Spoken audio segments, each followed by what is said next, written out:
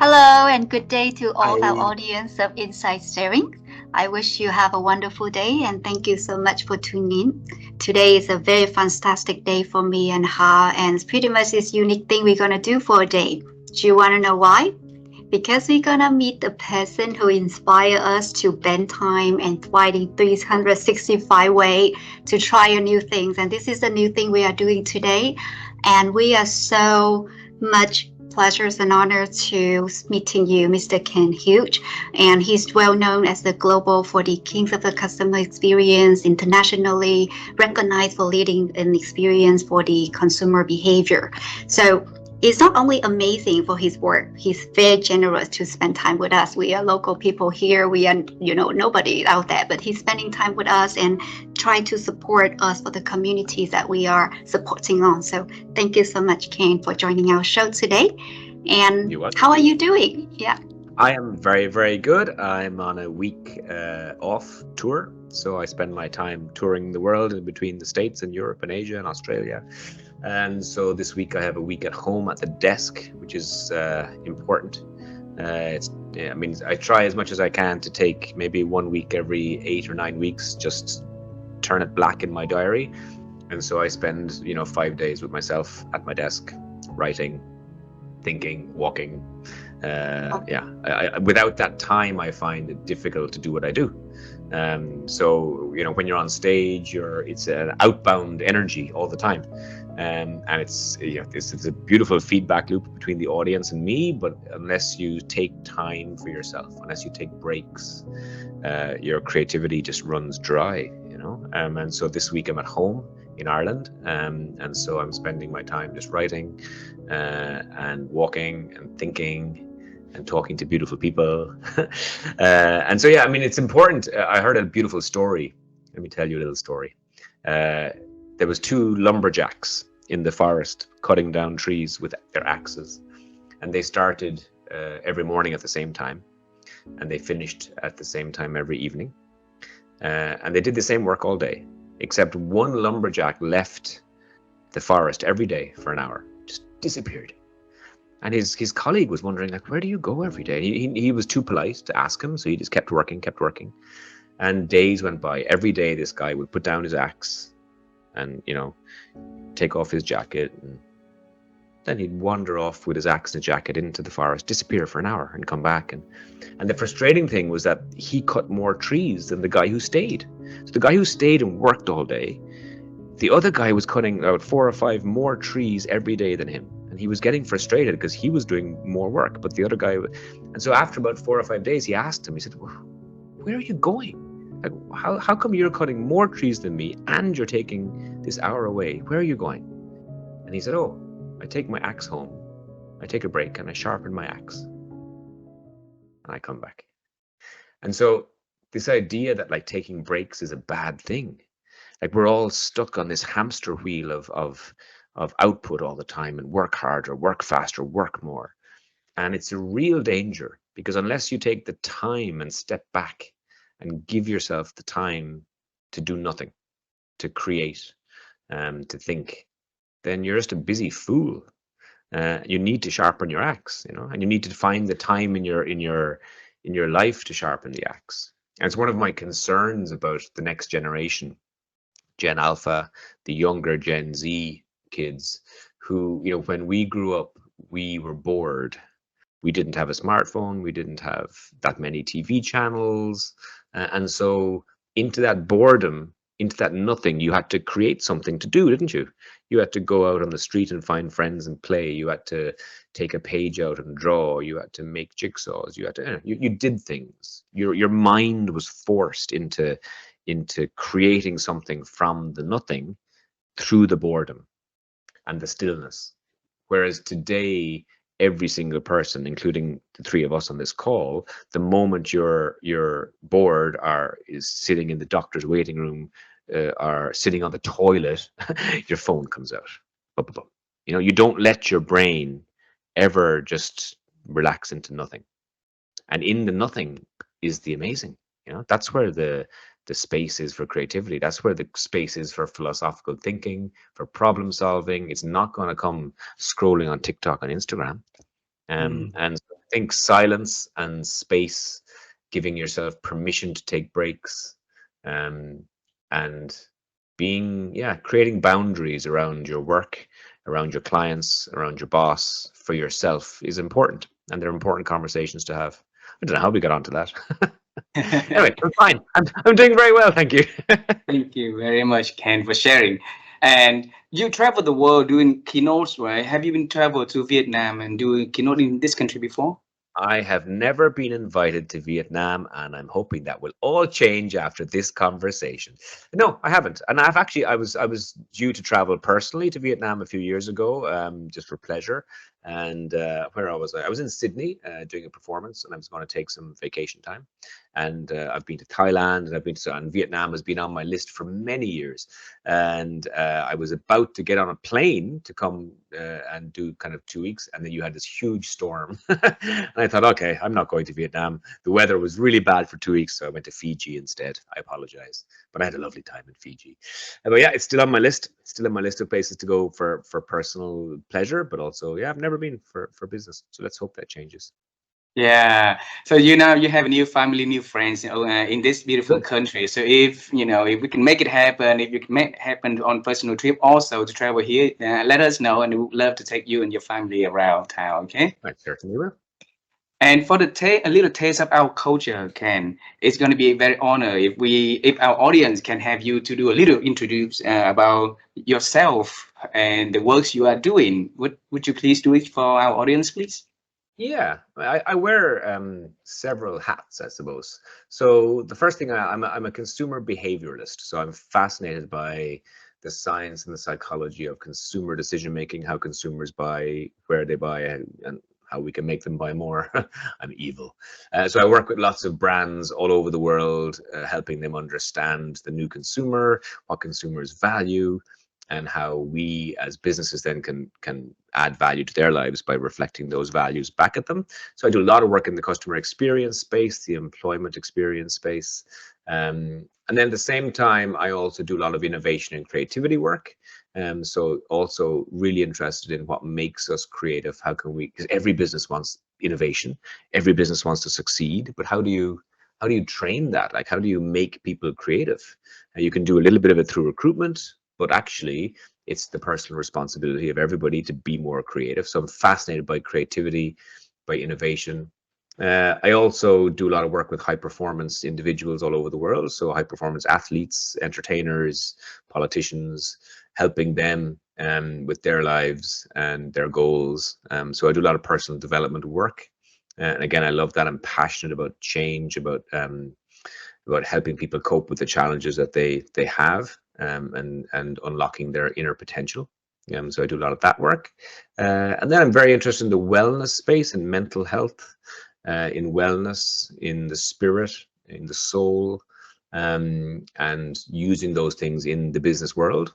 There's been this divide for too long that work is over here, and then there's all these other things like, holistically, your mental health, your wellness, your spirit, and that's separate from work. And this is nonsense. Like, we are one person, and so I'm quite interested in wellness, and where that can bring you in terms of creativity and innovation. So all these things work together in the end. I'm also a father. I have two beautiful children, a 16 and a 17-year-old, and I would define myself also with that quite a lot. I love being a father, and it's been one of my proudest things of my life, and I get great energy from that. So the way I work, I would travel for a week, I would tour, and then I come home for a week, and I'm daddy for a week with the kids.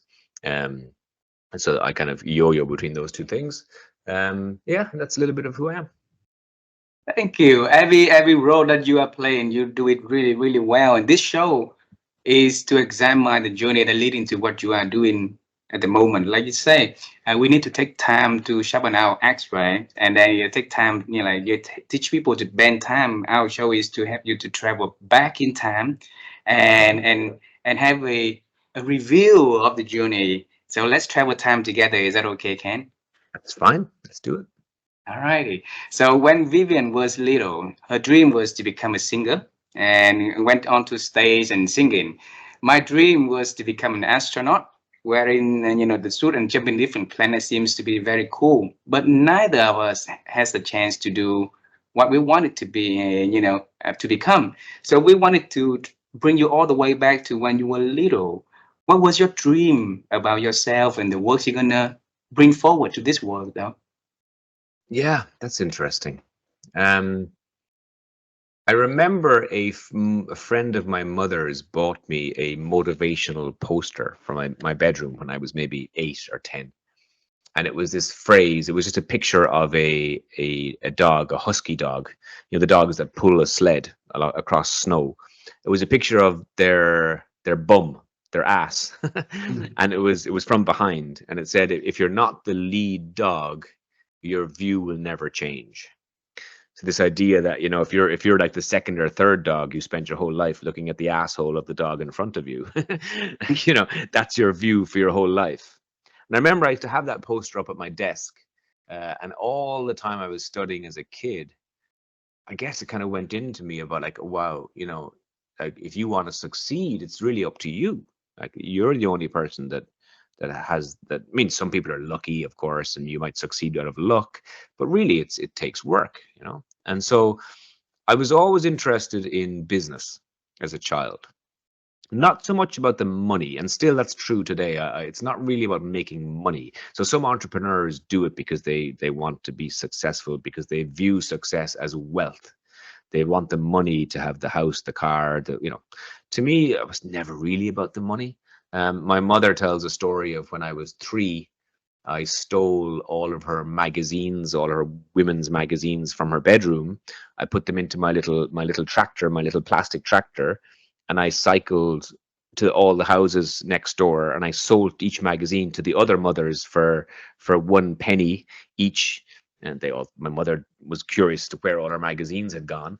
I thought it was so obvious. She had read the magazines, they were finished, so surely I could sell them to the other mothers and make money. And then I bought a bar of chocolate with the money, and that was like that was my first experience of, I don't remember this, but this was my first experience of you could do something, have an idea, execute the idea, and then have a Mm. benefit.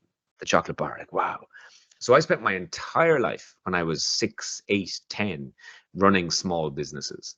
And it was never really about the money. It was about this idea, again, where I grew up was the countryside, and it was like a 30-minute walk to the nearest shop.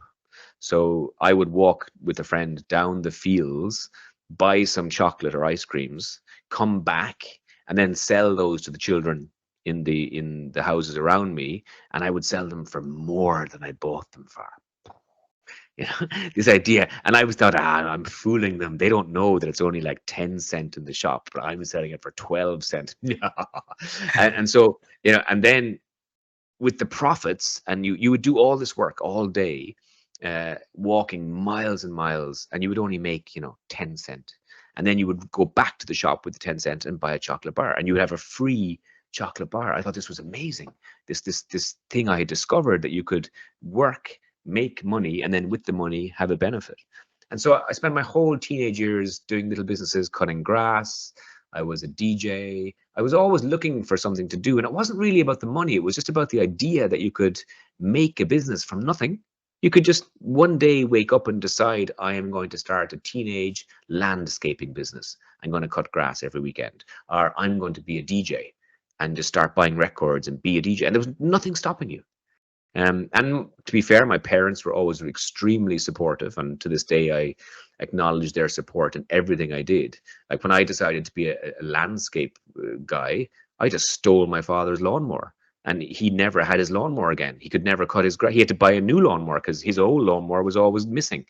And he never complained. He never said to me, "Son, where's my lawnmower?" Because he could see his son doing what he wanted to do. When I was a DJ, I used to take my mother's car all the time, and I would take the seats out of her tiny, tiny car to fit all the equipment into the car. So she would come home, and not only was her car missing, but all the seats of her car were in the hall of the house. And she was like, "Where's my car? Why are the seats of my car inside the house?" And yeah, they never complained. They always support. So I mean, I think I always, and as a father, I try and do this too now. you support your children's dreams no matter what they are. It doesn't matter if they're not going to work out. Doesn't matter if if they seem mad to you. If the child has energy and is showing energy about something, you support it. And so yeah, I did that all my life, and eventually I did a business degree, of course. And then when I left university, in university I discovered drama. So as a child, I was quite a nerd. I was very academic. I was very respectful to teachers, respectful to my parents, which of course in school makes you a bit nerdy. I was never the cool kid. I was never the kid with the leather jacket and the cigarette. I was the kid who was like doing his homework and getting his grades, and so in university then I discovered drama. I discovered acting. So I joined the Dramatic Society, and that was the first time I discovered that you could be somebody else. It was amazing. This weird moment where you could put on a coat of a character, and you could be that person for an hour or 2 hours. And I just suddenly loved this idea of performing, of being someone that you weren't, of being the baddie or being the hero, or you could change every week, every month. And so I really fell in love with acting. I loved acting. And when I left university, and I started working in companies and organizations, I still was kind of torn between those two things. I thought, well, part of me wants to be a entrepreneur and executive, and I always knew I would run my own business. So I worked for various consulting companies, and as you do when you start out of college. But I always knew I would run my own business. But part of me, as a young man, 23, 24, I also wanted to be an actor. I wanted to work on stage. I wanted to perform for a living. Unfortunately, there's no money in acting. It's difficult to even make a living, to live. I mean, obviously the 1% who make it, fantastic, but 99% never make it. And so I was thinking, ooh, so I did it for a hobby for about 10 years. I was on stage all the time in various plays. I did some screen acting. I did some movies, but always kind of as a hobby, as a part-time thing. And then I had to make a decision whether I would give up my business job and try and be an actor, or and I decided I would be intelligent. I enjoyed acting, but I realized I didn't have the X factor that you need. So for me to work as a character, I had to work and work and work, and I was good. Whereas when you went for an audition, and I tried a few auditions with other actors, there were some people who just have it, who have an amazing presence, and I felt I didn't have that. So I made the decision to start my own business, and I started a marketing agency, and then when I had children, I didn't have time for acting anymore. Then weirdly, when the children were about 6 or 7, a colleague of mine asked me I was working for my own marketing agency, and he asked me to present some findings at a conference. And so I thought, yeah, okay. So I went to a business conference, and I got onto the stage, and I presented the data that he had asked me to present for his company. But of course, it's a stage, and a stage is a stage, no matter where you are. I had done 10 years of acting training. I had done lots of courses. I had trained part-time as an actor at night. And so you have skills that you don't realize you have.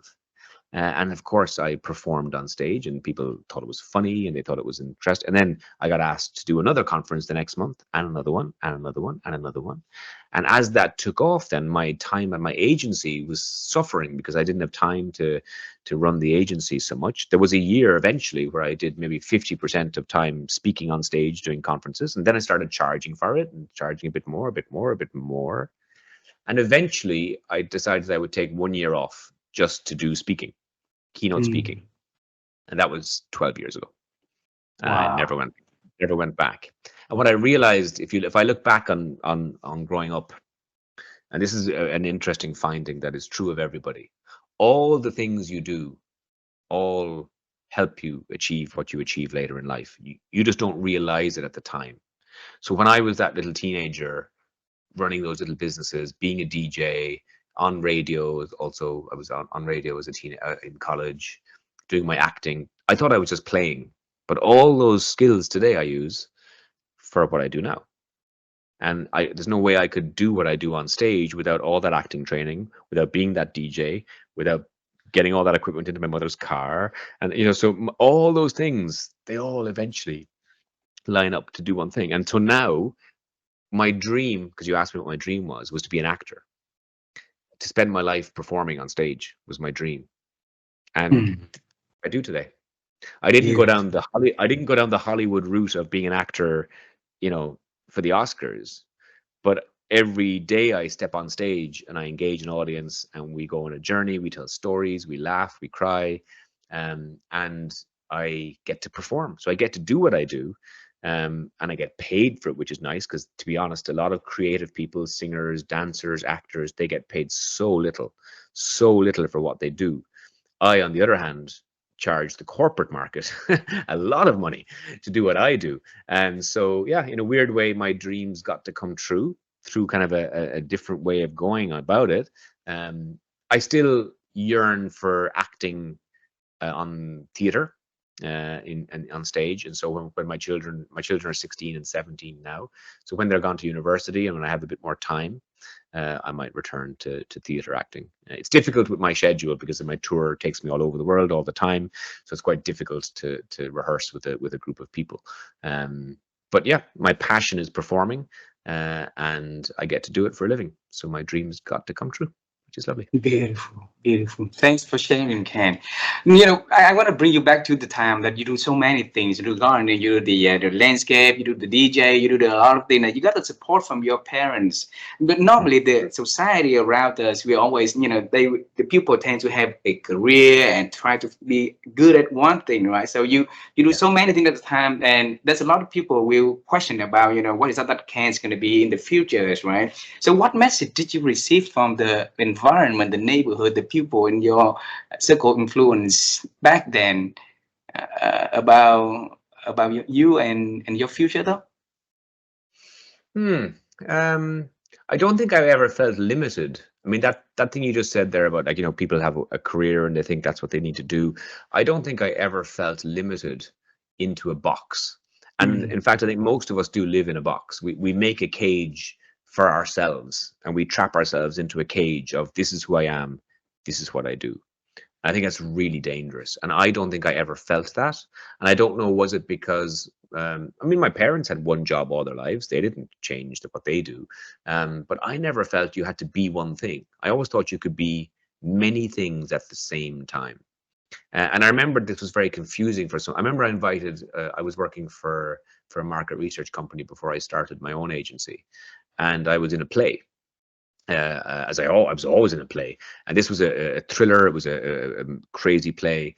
In it, the character I played was a young gay playwright, and there was this big turning point in the play where you realized he was gay, and everything in the plot in the play all twisted on this moment.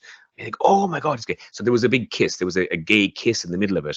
The whole audience went, oh, I understand now. And so I had invited many of my clients. I'm not gay, but I invited lots of my clients to come to this play. These corporate clients who had all used to corporate Ken in his suit being a consultant. And then they were looking at this actor Ken who was having this big gay kiss on a stage, and they were like, they couldn't, their little brains couldn't couldn't put these two people together. And I never understood that. I never understood that people want to put you in a box. And this is true of everybody. Everybody wants you in a box. This is who has, this is who Vivian is, this is who they are. And I know that now. I know this is what their hobbies are, this is what they do at work.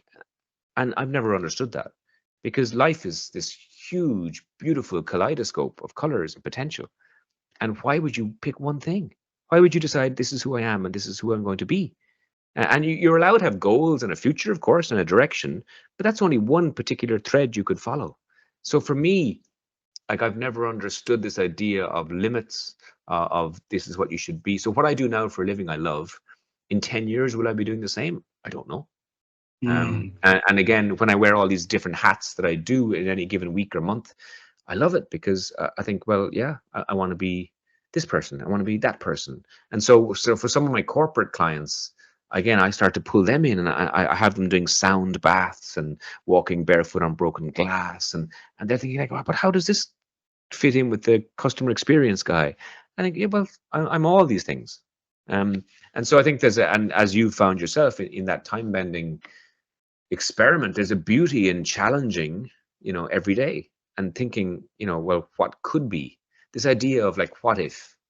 So Mm. I start most of my days and my hours with what if. Like, Mm.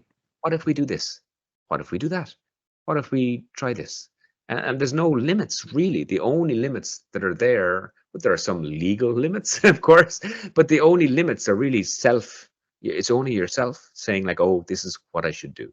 I won't do this because my family might think this of me, or I won't do this because maybe I won't make enough money, or I won't do this because, yeah, my friends will think it's odd. Yeah, be odd. Odd is Mm. good. I mean, people often say, oh, you're a bit weird. Yeah, thanks for the compliment. Absolutely. Yeah. Yeah. I mean, who wants to be normal? Like that'd be awful. So yeah, weird is good. I mean, and I'm a big believer in play and mischief and risk and fear. I believe that we should let our children play with knives and fire. How else are they going to learn? This idea that we protect our children, we put them in a little safety box. No, forget it. Mm. And so I'm a big believer in discovery, in exploration, in adventure. These are all things that make life. Yep. Living in a box certainly isn't what we are designed to do.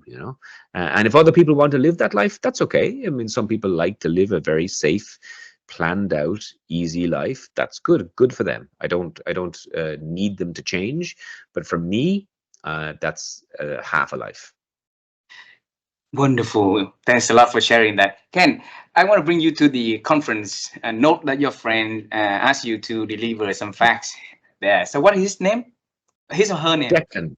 Declan Carroll, Carolyn, he runs a business in Ireland, and yeah, he was the first person to invite me onto a stage, and ever since I've gone back to his events a few times and presented for him now because yeah, never forget where you come from. I mean, the people that Exactly. help you, the people that help you on the way up. Um, there is an arrogance that creeps in and an ego to success. And a lot of people kind of think, oh, I'm too big for that now. Whereas I have often gone back to Declan and performed at his events as a thank you. Yeah, absolutely. Because you do Right. acknowledge that people open doors for you. I mean, you walk through the door yourself. So it's partly your success, but the people who open those doors for you are the people that helped you. And every single one of those people, and there's probably a big long list of people that did that for me, I will always be able to understand they share a lot of my success. So did you ever ask him that why did he ask you to be the person Oh, that he just needed a speaker. he just needed some content to be filled. He had a gap. He had a gap in his agenda. No, he didn't see any particular. He didn't know I was an actor. He didn't know I was. That was a lucky coincidence. I was running a Mm. marketing agency. I had some good data. He had an audience that would appreciate the data. So we put those two things together. So yeah, he was. It wasn't a gift of sorts that he saw some talent in me. But then afterwards, the conferences I did afterwards, each audience I would present to, there was one or two people in the audience that were planning their event, and they would say, "Oh, he was good. Let's have him." And so then it Mm. becomes a self-fulfilling. And so eventually you realize, oh, because when you start in the conference industry, you don't realize it's an industry. You just think, oh well, I'm doing a presentation. And then you realize that no, people pay for good ones. That there's a thing called a professional keynote speaker. I didn't know there was a thing called a professional keynote speaker. And so you think, oh, and then I met a guy who was a motivational speaker in Ireland, and we were doing an event together. One of the first events I ever did where I charged some money. And he asked me how much, we were having lunch afterwards, and he said, how much did you charge? And I told him, and he said, oh, it's way too low. He said, you need to increase that a lot. I said, really? He said, oh yeah, they won't value you unless you charge more. And I said, oh, okay. And then I increased my prices by 4 times what I had charged, and then I got way more work because suddenly, like, you were a real speaker because you were charging all this money. And then bit by bit I got agents, and I got a team. I built a team around me, and now there's a team of 4 of us who all support what I do. Yeah, we've built a beautiful brand. We have beautiful clients. I have great relationships with my agents. I travel. I get to have this fantastic job where I travel all over the world, meeting people every single week, inspiring storytelling, hearing about their challenges, their debates, challenging them about how they do their business, how they live their lives. It's fantastic. I mean, honestly, I would do it for free, but don't tell my clients that. Okay, good. So Ken, uh, bring you back to the 12 years ago when you decide to go to this journey full time. All right. Yeah. So, okay. So then, like, it's a big risk for you to make a full time, onto keynotes, right? So at that moment, what did you tell yourself? Yeah, good question. I think there was two things happening, or maybe three. Firstly, I don't think it was a huge risk in that I already had built a very successful marketing agency.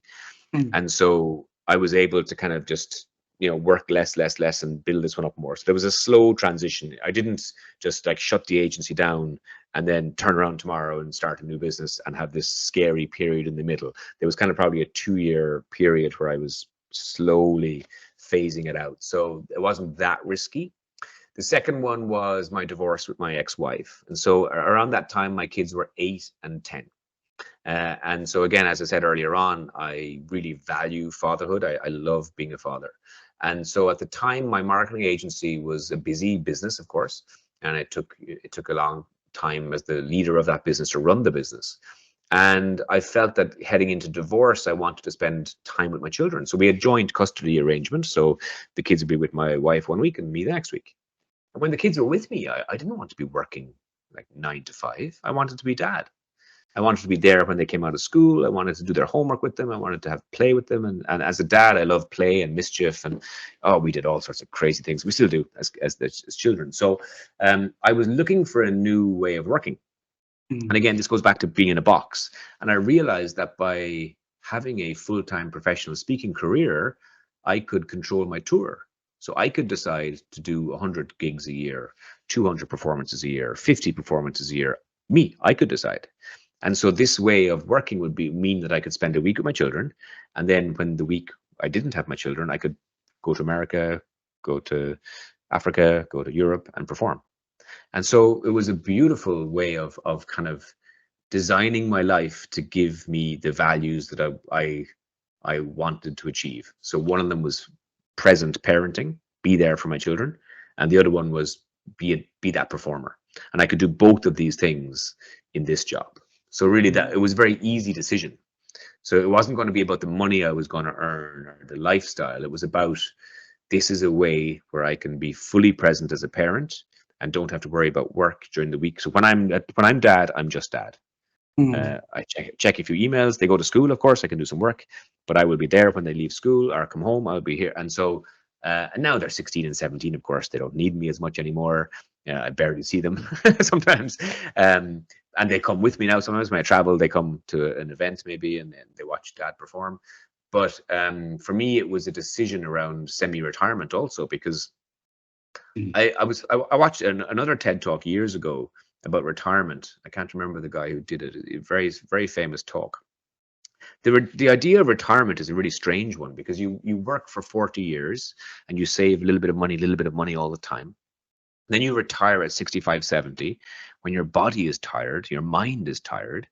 You have this money now, but do you have the energy to travel and to live your passions and dreams? Probably not. You probably have a little bit less. And so I thought, well, wouldn't it be a better idea to retire during your work life? Like retire every second week. So work a week and then retire the next week and don't work. And then work a week and don't work, and do it that way. And so I'm happy to work until I'm 80, but I would rather take these big breaks all the time. And so when my kids are with me, I don't work, and so I'm retired. And so I live my passions, my hobbies, take space, see my friends. And so, and also the way the speaker circuit works now, of course, not that many business conferences take place in July or August. So I'm always off for the summer. Same in December. It's kind of quite quiet around Christmas. So there's these natural kind of 3 months of the year where it's quiet. So when it's quiet, I have a team, of course, and we get together, we do some strategy work. But yeah, I'll fly all the team and we'll go to Spain for 2 weeks, or we'll go on holidays for 2 weeks. We take time, you know. And again, going back to my opening remark, rest and time is really important. So I suppose my decision to start this Keynote business wasn't driven by ego. You know, look at me, I'm on stage. Or it wasn't driven by wealth. It was driven really by being present as a parent and by my desire, I suppose, to perform and my pleasure from performing. And I got to do it all that way. Beautiful. I promised my speaking coach to ask a bizarre question for every speaker that join in our show. So a lot of our guests do keynotes, but international and global keynotes do it at the frequent that you are doing. We have very limited guests joining the show doing the same. So Ken, tell us, a regular day for an international keynote speaker like you. How is the regular day be? Yeah. Regular day. I live on a plane.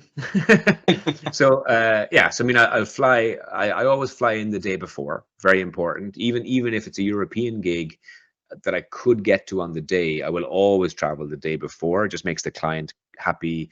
The client wants to know you're in the country you're performing in, that you're in the hotel, that you've arrived. So even if I'm speaking at the last thing at the day at 5 o'clock, it's tempting to fly in the morning, but I will always fly in the day before. And I will meet the client, meet the promoter, whoever has me in the country. I will get to bed early. I will not have any alcohol, very bad for the throat. So in my performing, I will always look after my throat. I'll get up early, I go to the gym. So I go to the gym at maybe 6:30 in the morning, and then I will do technical rehearsal at about 7:30 with the technical crew. So I have a very visual presentation, lots of music, lots of videos, and so there's usually about 30 minutes of technical rehearsal with the crew. Then I'll have some breakfast. I believe in having a good breakfast, and if I don't have breakfast, I get grumpy, because often once you start performing, you may not eat again until the end of the day. It can get very busy in the day, so I have a good breakfast. It's important to me, so I have a nice relaxing breakfast. I make time for that. So there's a 30-minute slot that nobody can call me, and nobody is allowed to speak to me. I get to have my breakfast. And then I do some interviews usually. So usually I do some interviews with magazines or podcasts or whoever has me on site. So I'll do those after my breakfast. And then I will sit, and this is important for keynote speakers. Even if I'm talking at 2 o'clock or 3 o'clock, I will always listen to at least 2 hours or 3 hours of content before me. So a lot of very successful keynote speakers only come in and arrive just for their part, and they come in, they perform, and they leave. I've never believed in that. I think it's very rude. A client is putting on an event. It's got a big 1 day, 2 day timeline, and the audience have listened to everything. And who are you to come in and deliver this performance without understanding what the last speaker has said or the speaker before has said? Because you should deliver what you're delivering within the context of the overall conversation. So I will spend about 2 hours in the arena or in the hall listening to other speakers. I will do my performance. Then I will meet, hopefully if I can, I will meet the delegates afterwards. Sometimes I have to go to the airport immediately and fly to the next location. But if I have time, I will then spend some time with the audience and do some selfies and do some conversation. And then generally you're in the car to the airport and you fly to the next location and repeat. That's an average day. Seems like a very, very busy average day for a lot of people. Yeah, it's a busy day, but I have a good team, and I'm not the one organizing the planes. I'm not the one organizing the interviews. My handlers are very good, and so I go from each piece to each piece with help, and it's a charmed life. I mean, it sounds a busy life, but it's a beautiful life. You're meeting beautiful people in the events. All the tech crew are amazingly skilled at what they do. The delegates are always really polite and friendly, and they'll challenge you on what you've said, and they'll debate, and that's great. The other speakers, you're always learning. I'm always at events learning, because I think it's very dangerous to think. There's an expression, If you think you're the smartest man in the room, it just means you're in the wrong room. You know, Mm. this idea that you know it all, what arrogance. So, every time I go to an event, that's also why I listen to the speakers ahead of me and maybe after me, because they also have amazing stories and input. And so, because I work across all industries, I work with healthcare, technology, financial services, retail, every industry. They all have different ways of looking at the world, different challenges. They all have common challenges. And so I'm always soaking up all this extra content. So people always ask me, where do you come up with your ideas? Well, it's because it's like a funnel. Like, as long as you're putting lots of things in the top all the time, always reading, always listening to podcasts, always watching TED Talks, always being at events, listening, that's the stuff in the funnel. And what comes Mm. out the other end, who knows? Yeah, it's just a big mix. But the day you stop putting things in the top, that's the day you stop being interesting or creative. Beautiful. So since young age, you always reach out for that ideas, right? And up until now, you always open your reservoir for accepting ideas into that funnel. And to tell us, how could you remain curious a little longer like that after many years like this? Yeah, I think the TED Talk that you referred to earlier on was something that I did because I felt a little bit frustrated. I felt like I was developing a routine. My kids were very young, and I was kind of doing the same thing all the time, running my agency, and I felt stuck. Midlife crisis. Kind of felt stuck. And I thought, well, there must be more to life than this. I am curious, but I'm not. And so that's when I decided to challenge myself every day. And I thought, well, if I could end every day by doing something new that I'd never ever done before, then maybe I can reawaken that curiosity. And it started off just as kind of a playful thing I was doing. But after, as you know, because you've lived it, after about 90 days, about 3 months, yeah, I physically nearly felt the click inside of me. My brain was never going to be the same again. And it hasn't. So, like, it was a rewiring at a neurological level of opportunity. And it was like the scales falling from your eyes and realizing that the world is full of opportunity all around us. And the things that we take for granted, the things we see every day, we can just approach them in new ways continuously. And so that sense of curiosity, that sense of play, was reawoken in me. Now, did I have that? This is the nature nurture argument. I probably am partly like that anyway. So my nature is playful. My nature is curious. It's who I am as a person. I am an optimist. In fact, I'm an extreme optimist. And but then my parents, if I look back on it again, my parents are crazy people. Like, they always loved play. They would dress up in fancy dress and go to parties, even when it wasn't fancy dress. Like, they would just appear in costume for no reason. They thought this was hilarious, and so they were people full of fun and play. And then in this house with my children, I'm the same. We have continuous mischief and play and pranking, and that's who I am.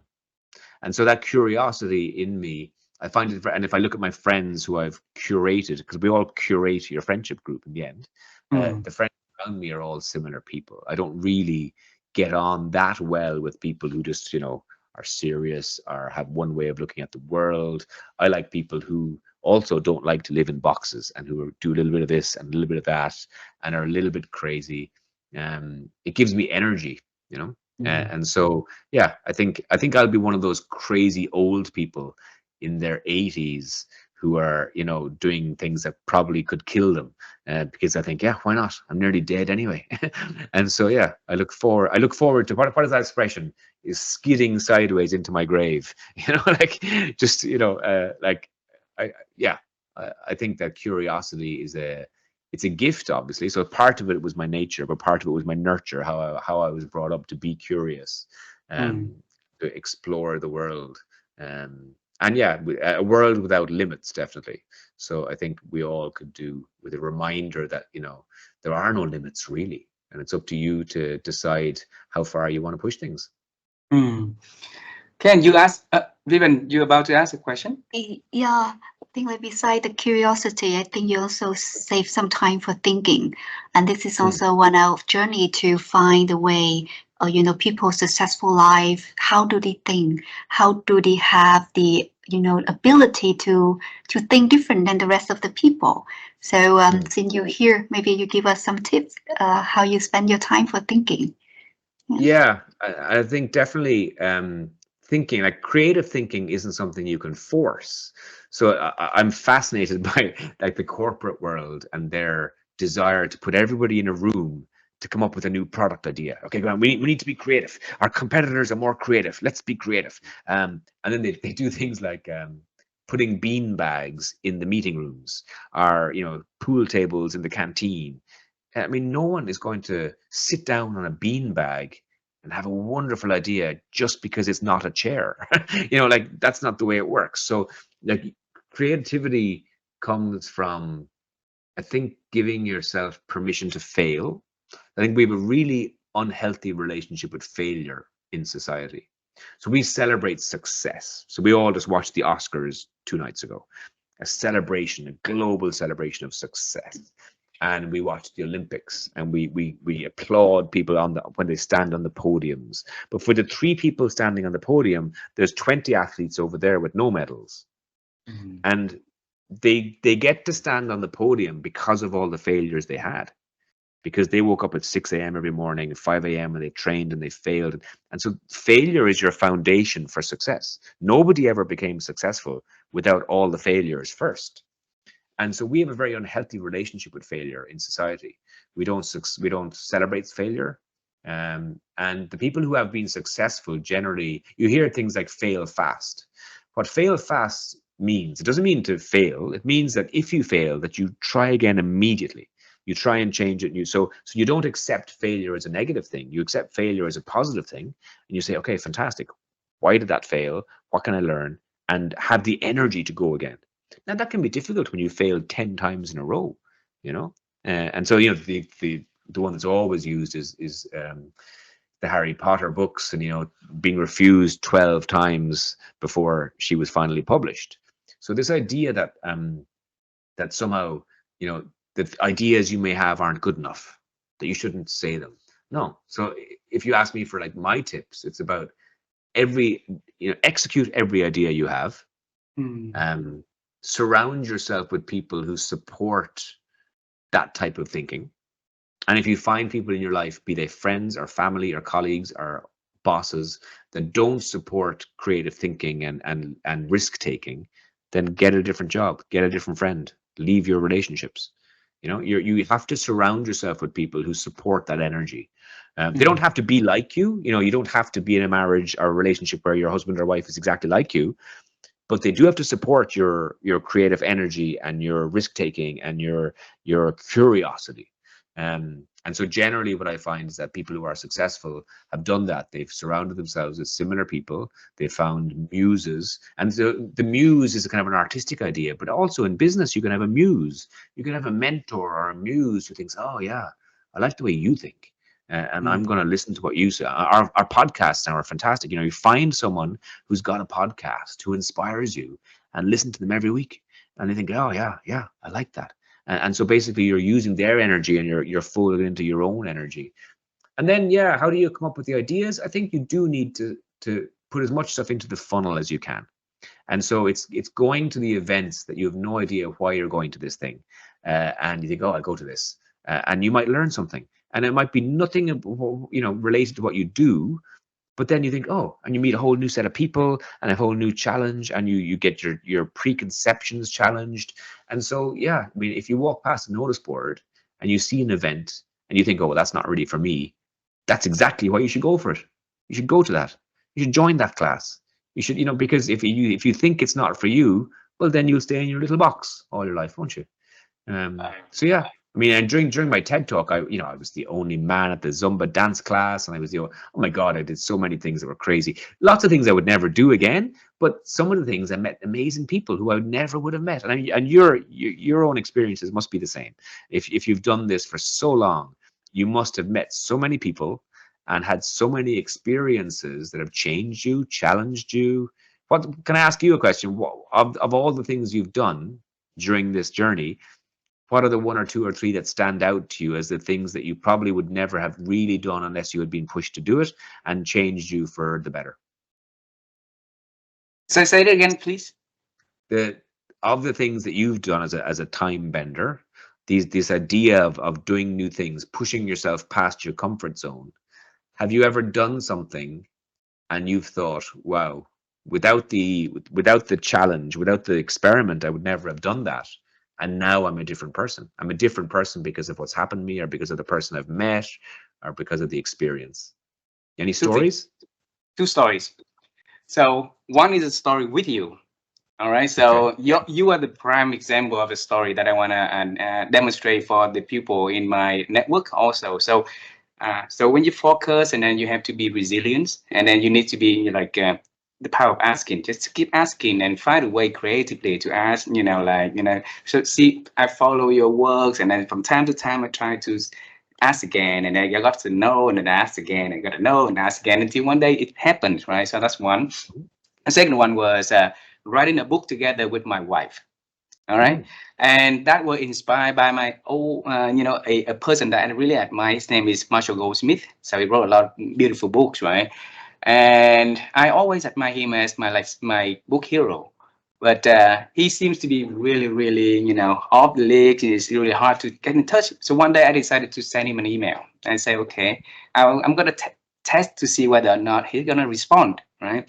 So I sent him an email, and then within a few hours, he sent an email back. And that's how we formed a relationship. So when he did the keynote in my country, so he spent the whole day with me and my wife for breakfast, for city tour and stuff. That is something that never we thought that we would be able to do. And we tell our children from time to time that they need to try, and they need to find create way to expand the horizon. Otherwise nothing gonna happen if they keep doing the same thing over and over again, right? Yeah, that's it. That's it. What about you, Vivian? Yeah, similarly, we write the book together. I think both of us have very different opinions all the time. Comprehensively, sometimes just like oppositely. So writing a Yeah. book together was a huge experience for us throughout all the talk with the amazing people through this show. It's give us a lot of inspirations, try to do different things every day. And Okay. you're one of our inspiration image to give us something that we normally should be doing. And then we remember Ken. What if we do it differently? A little bit crazy, a little bit fun, but it's always memorable for us. So it's a Yeah. very, very fun activity to do together with our children. And the Yeah. fight seems to be more fun too.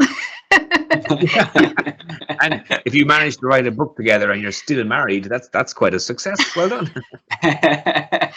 And then I got that inspiration from David Dyer and Karen, so yeah, his wife. So Yeah. they both wrote separately, and then Karen really likes this gentleman, so he said, "I'm gonna marry him so that we can write together."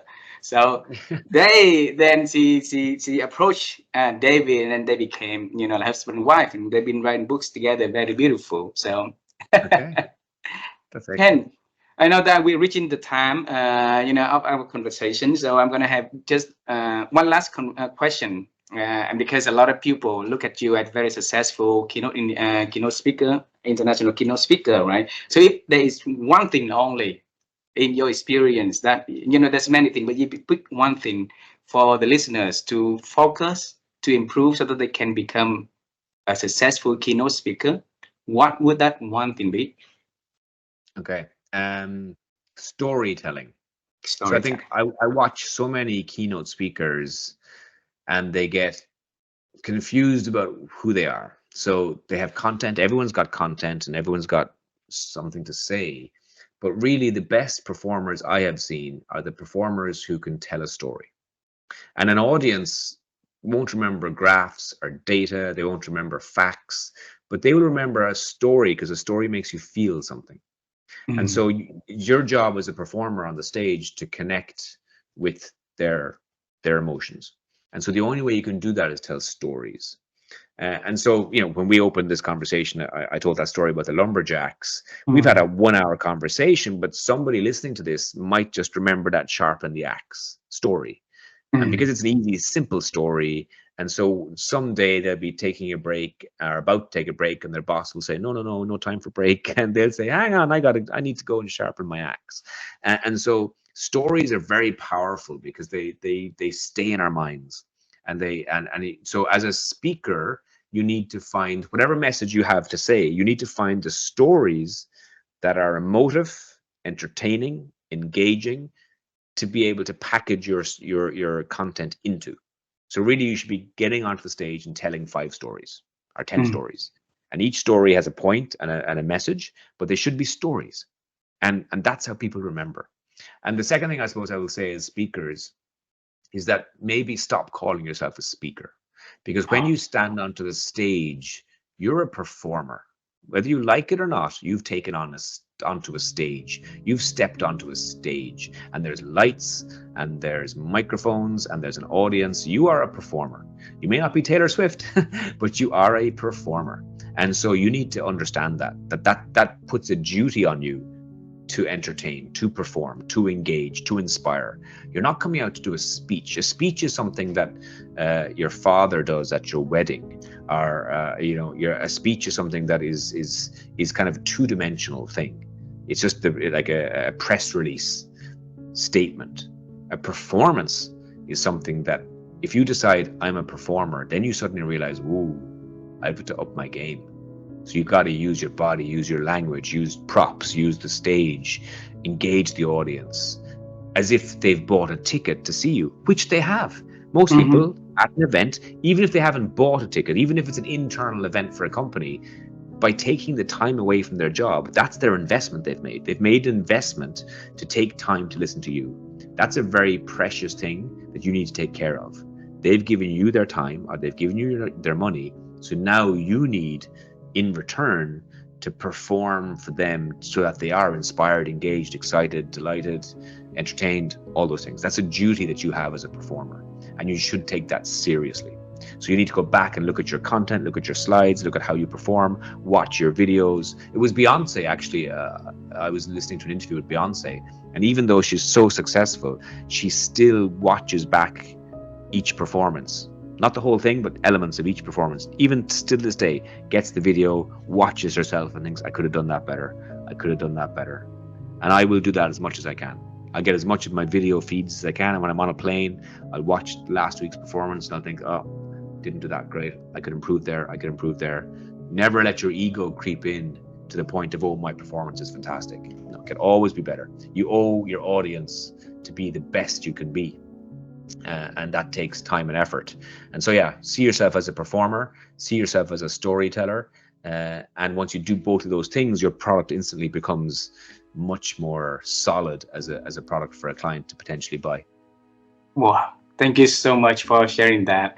And once again, we want to say thank you, Ken, for being so generous to spend an hour of your time on the week that you're supposed to be off and spend time to think and spend time with your children, right? And then now you spend time with us, so I really appreciate that. And I wish that one day we're going to be able to see you in person. If you travel to Vietnam, we would love to give you and your family a big hug, and then we're going to take you out to allow the people to join our show, okay?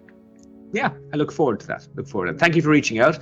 Apologies it took you so many years. That's awful. I must have a chat to my team. But we do get lots of requests. But it was lovely. And as you're right, you're a good example of persistence and resilience. And I really enjoyed the chat. Loved seeing you both. Loved meeting you both. And definitely, next time I'm in Vietnam, or the first time I'm in Vietnam, I will come and say hi. Thank you very much. All right. Excellent. Have a beautiful day. Have a great day. Lovely to talk to you. Bye-bye. Bye-bye, my friend. Yeah. Bye.